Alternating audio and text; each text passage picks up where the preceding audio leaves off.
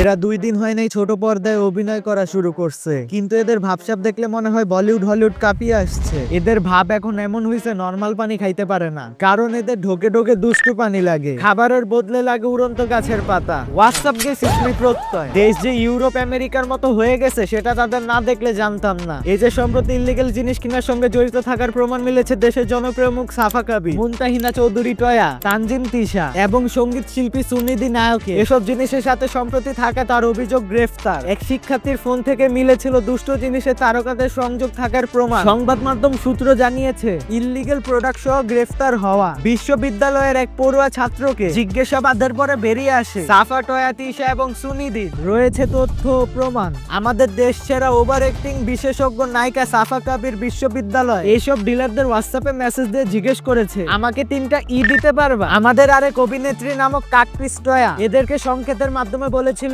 লাগবে 5টা। সে উত্তরে দিল, রিপ্লাই করেছিল ফর বাংলা ফ্রুটস। আগে জানতাম আমি বাংলা ফ্রুটস মানে আম কাঁঠাল, কিন্তু বাংলাদেশের অভিনেত্রীরা যে বাংলা ফ্রুটসকে এত উচ্চ পর্যায়ে নিয়ে যাবে সেটা কল্পনাও করি নাই।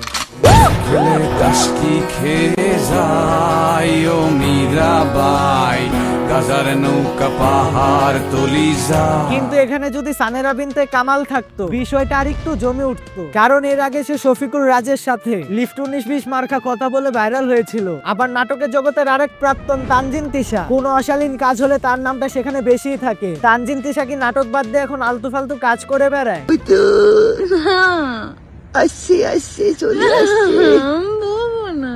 ঘটনা শুনে তো তাই মনে হয়।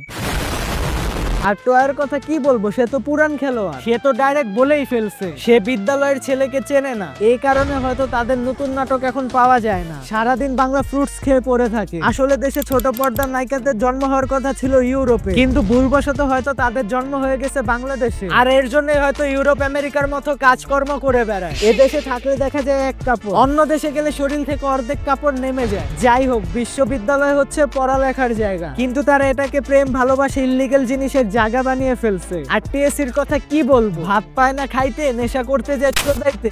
পিস।